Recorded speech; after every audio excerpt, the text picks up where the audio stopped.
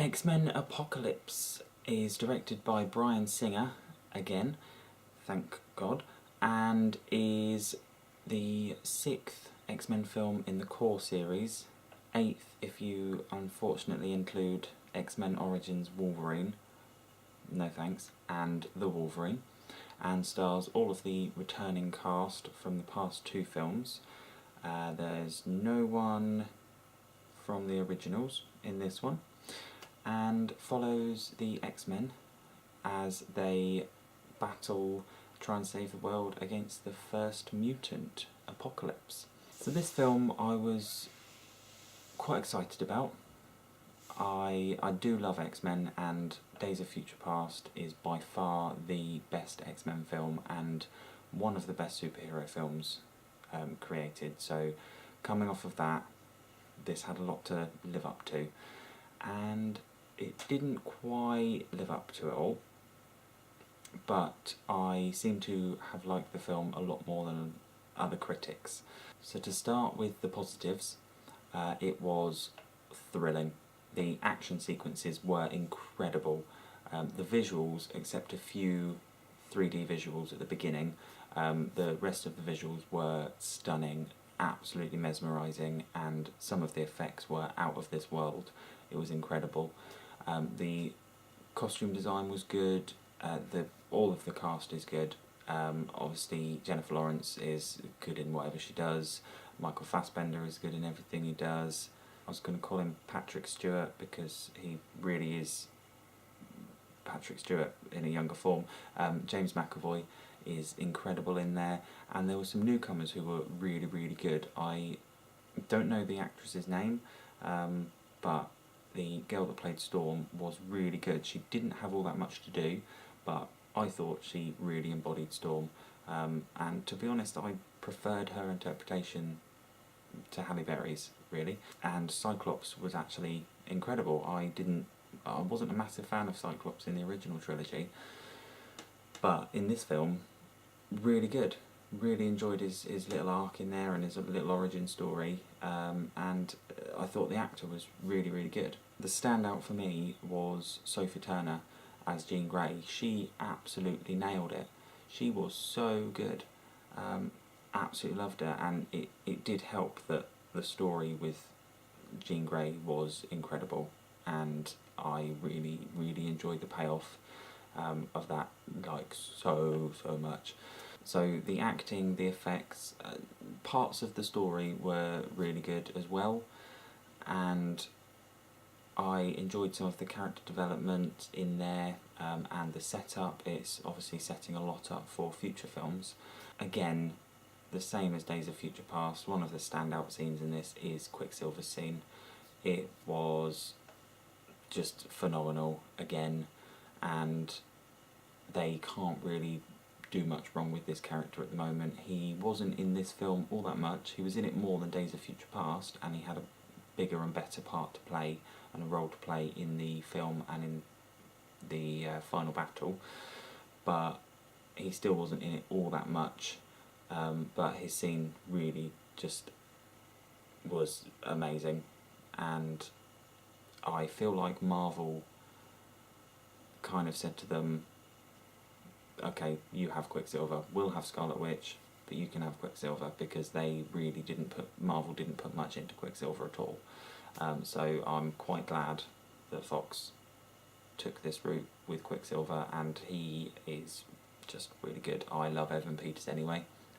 But he's awesome. Costume design, music, awesome. Amazing. Now, there are a lot of negatives, or some negatives anyway. The story isn't all that great, and that's mainly down to Apocalypse himself. He's a difficult one to portray. He's got such varying powers, and he's such a big, menacing villain and he's basically unstoppable.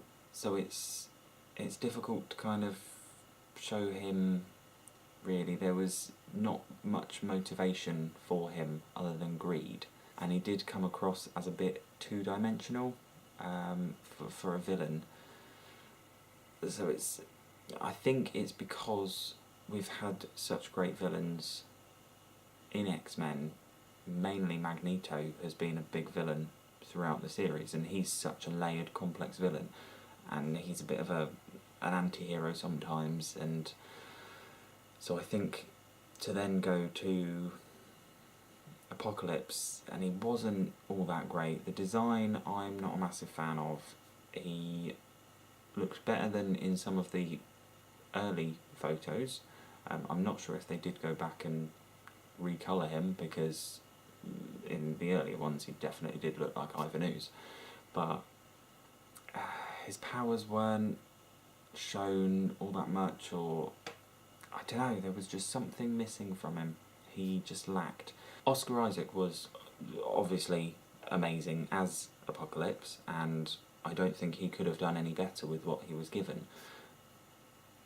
And there were some good moments, some good scenes, and the way they changed his voice, it was a bit random sometimes. I originally thought that was to show his powers of persuasion, but then other times it was just shouting.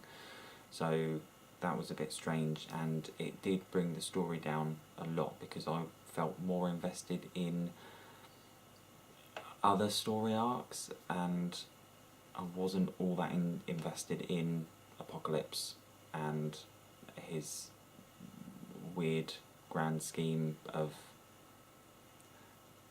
pyramids, basically. There wasn't really any end game for him. I was a bit confused by what he exactly wanted. So yeah, there were also the other villains that have been teased in the trailers a lot, which is the Horsemen. So Psylocke, Angel, and Storm as well, didn't really get much to do. Psylocke especially, and Angel / Archangel, there wasn't much there for them to do, and I'm not sure if they're going to be in future films. I really hope so, because they are good, decent characters, and they should get some more screen time, really. And the actors are good as those characters, so yeah, they should really. One thing that did get me was Mystique.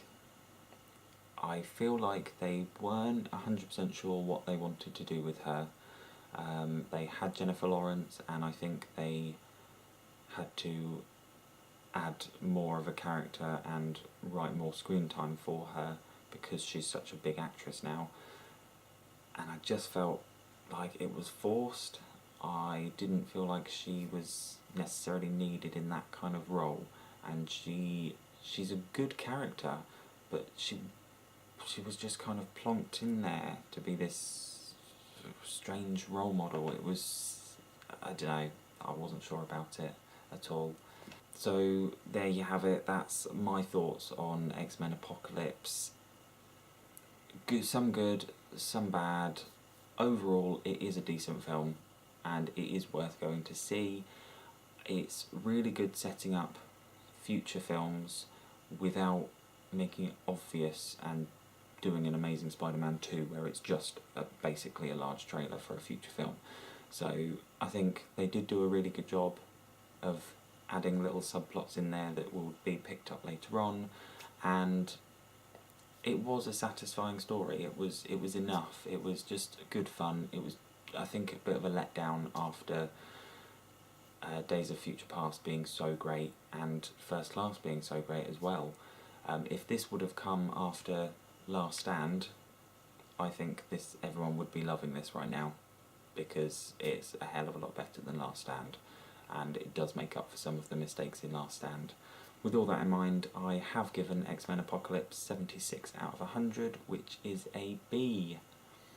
Now I feel like it's a little bit high, and I am slightly rethinking it, but I feel like it does deserve that. It's getting a lot of hate online and in the reviews and things, and I do think it's a decent film, and Bryan Singer has done a good job, and it is a hell of a lot better than Batman v Superman. It's not up there with Captain America Civil War, or Deadpool even, but it is a decent film, and I think that you should go and see it and support it, and it's good fun. It's fun, and the end sequence and then the end scene are just incredible. They add extra points just for those scenes. So yeah, I'm going to see quite a few films over the weekend and on Monday next week, hopefully, so I should have some brand new, fresh reviews for you. As always, follow me on Twitter at DoGoodFilmsUK, and I am also on Instagram, Jordan_DoGood. I do have a blog that I'm going to try and get updated. There are some things on there, can't really remember how much, but I'll put that link in the description below. And yeah, thank you for watching.